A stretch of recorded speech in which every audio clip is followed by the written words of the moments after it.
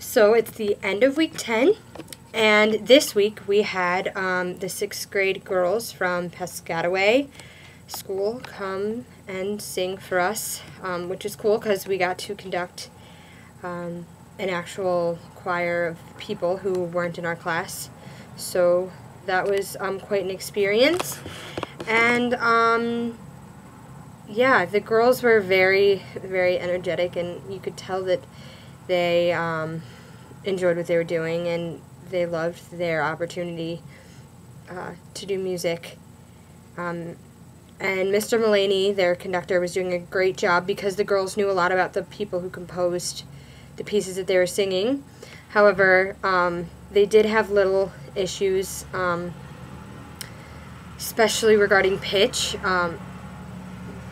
but Dr. Abrahams did tell us that after the girls had kind of settled down and gotten used to singing in the space and singing with each other for the day, and even comfortable with the idea of being on our campus, apparently things started to get a little bit better.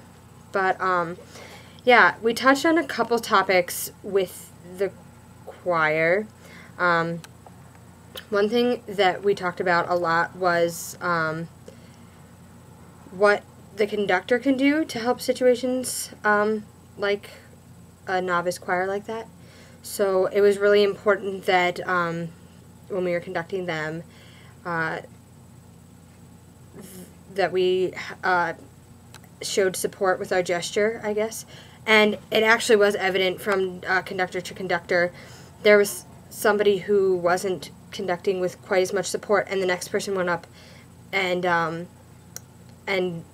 you know, talked about it, and her gesture was lower, so you could tell, and their sound got so much better, so you could tell that they really were responsive to her actions. Another thing we talked about was posture, and because in the very beginning when they started singing, they were very much not, I think they just didn't think about their posture, to be quite honest with you. And